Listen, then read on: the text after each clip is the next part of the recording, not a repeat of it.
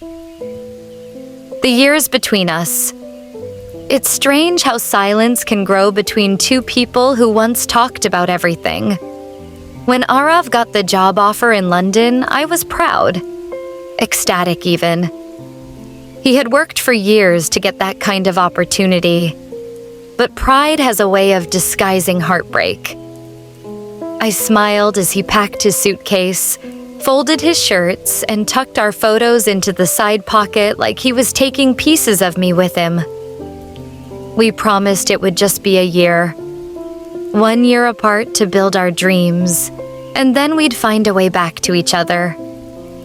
The first few months, we called every night. The time difference was brutal.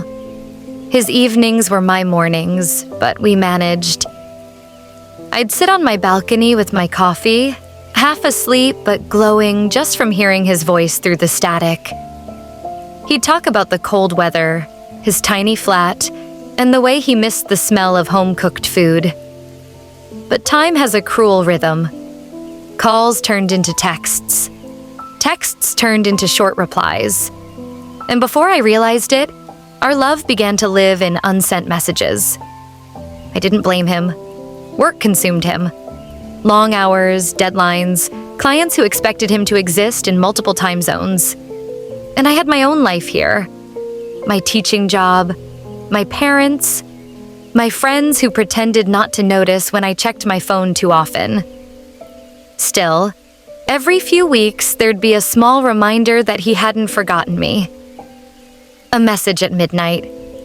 Greater than, saw someone who looked like you today. Missed you more than I thought possible. Or a photo from his office window captioned, not as beautiful as your sunsets. I'd reply, heart trembling, and for a few minutes it felt like we were back in that little cafe where we first met. Two people who couldn't stop looking at each other, afraid the moment might vanish if they blinked. But the year became 2, then 3. Each time he'd say, just a bit longer, Mira. Once I'm settled, I'll come home, and I believed him, because love makes you believe. Until one day his messages stopped. Not all at once, but gradually, like a candle dying out. I tried to convince myself it was work again, that he'd call when things calmed down. But when weeks turned into months, something inside me quietly shattered. I stopped waiting for his name to light up my screen. I stopped checking old photos. Life went on. It always does.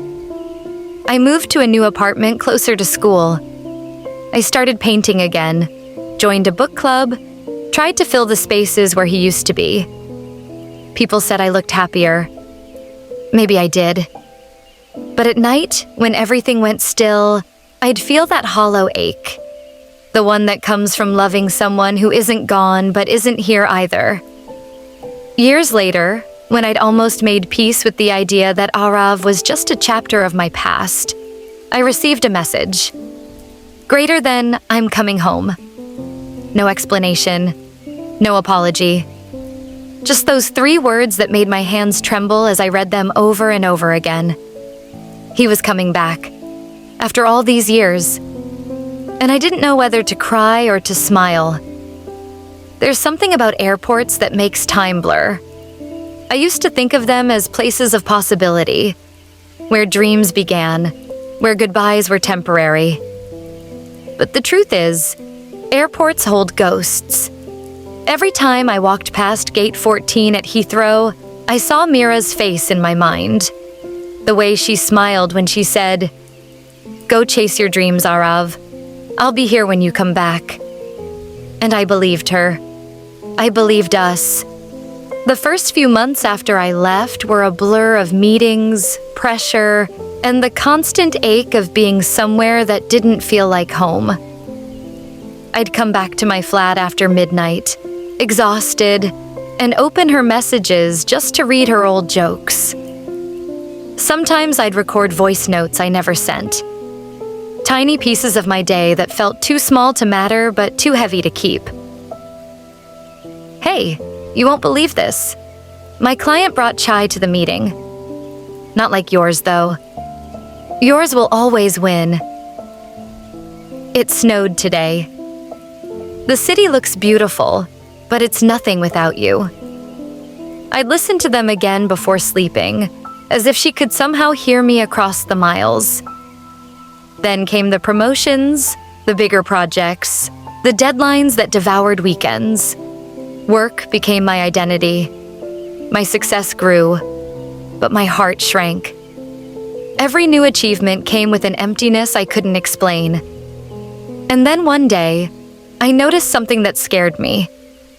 I hadn't spoken to Mira in weeks.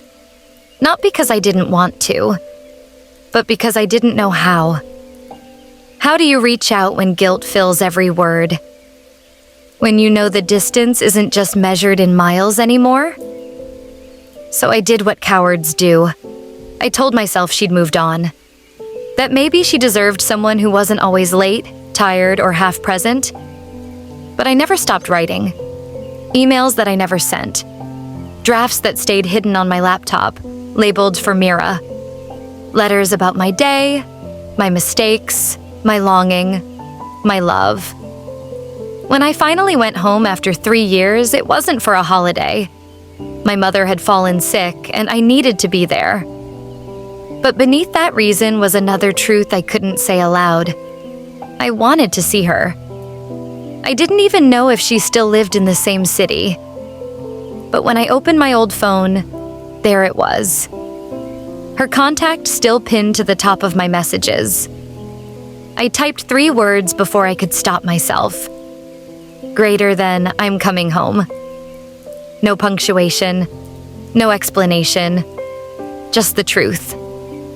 For hours after sending it, I sat on the plane replaying every memory of us. The time she waited outside my office for 2 hours just to have lunch together. The night she held my hand through silence when I almost gave up on my dream. The promise I broke when I said, 1 year, and I'll be back. I didn't know what to expect when I landed. Would she reply? Would she even care? Maybe she'd found someone else. Maybe she'd forgotten me entirely. But a part of me, a foolish, stubborn part, believed that love like ours didn't just disappear. It went quiet. It waited. When I stepped out of the airport, the air smelled like home. Dusty roads, the scent of rain, distant honking, the hum of life I'd missed for years. And somewhere in that noise, I felt something shift. For the first time in years, I wasn't chasing success. I was chasing her. Part 3, The Unexpected Return, Mira. It was a Thursday afternoon when I saw him again. The kind of day that felt too ordinary to hold something extraordinary. School had just ended, and I was walking toward the small cafe near the gate, the same one I used to visit when I missed him most. I don't even know why I went that day. Habit, maybe. The sky was overcast, and the air smelled like it might rain soon. I ordered my usual tea, sat by the window, and opened a book I wasn't really reading. That's when I saw him. Arav. He stood by the entrance, looking exactly like he didn't belong to this noisy, humid city. Crisp shirt, that same old brown watch on his wrist, eyes searching for something. Or someone. For a second, I thought my mind was playing a trick on me. But then he saw me. And the world stopped. It wasn't the kind of reunion I had imagined in all those lonely nights. There were no dramatic tears or running into each other's arms. Just silence. Heavy, uncertain, and real. He walked closer, his steps hesitant, like he was afraid one wrong move might break the moment. When he finally stood in front of me, his voice was softer than I remembered. Greater than, "Hi, Mira." 2 words. That's all it took for my heart to forget the years between us. "Hi," I said, my throat tightening. "You're back." He smiled, a small, almost guilty smile. "Greater than, yeah. For good. This time, for good. I wanted to believe him, but the memories of waiting, of silence, of unanswered messages, they all stood between us like invisible walls. We sat down, and for a few minutes, neither of us spoke. The air buzzed with everything we didn't say. He looked around the cafe, maybe realizing it hadn't changed much. Same wooden tables, same pale yellow walls. The only thing different was us. Greater than, "You still come here?" he asked.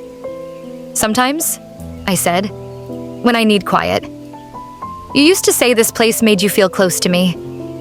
That was a long time ago." He nodded, his eyes dropping to his cup. I could tell he wanted to say more. I could tell I wanted to say more too. Then he reached into his bag and pulled out a small envelope. "I used to write to you," he said quietly. "Letters I never sent. I didn't know if you'd want them, but they're yours." I stared at the envelope. My name was written in his handwriting, the same way it looked when he used to leave notes on my desk years ago. I didn't open it. I just held it, feeling the weight of all the words he'd never said. "Why now, Arav?" I finally asked. "After all this time?" He looked up at me, eyes glassy but steady. "Greater than, because I couldn't breathe there anymore. Not without you." Something inside me broke. Not from pain, but from recognition. Because despite everything, despite the distance, the silence, and the years apart, a part of me had been waiting to hear those exact words. Rain started to fall outside, tapping gently against the window. For the first time in years, we didn't need to fill the silence. When we finally stood to leave, he asked softly, "Can I see you again?" I hesitated for a heartbeat, then nodded. "Tomorrow." He smiled, a little wider this time. And as he walked away into the rain, I realized something. Sometimes love doesn't return with grand gestures or perfect timing. Sometimes it just walks back into a cafe on a quiet Thursday afternoon, and everything changes again. The next day felt like a heartbeat that wouldn't settle. Every sound, every glance at the clock, every inhale, all of it built towards something I couldn't quite name. I told myself I was calm, that I just wanted closure. But deep down, I knew that wasn't true. I wanted to see him again. I wanted to know if the years had been kind to us or if love had quietly rusted beneath the weight of time.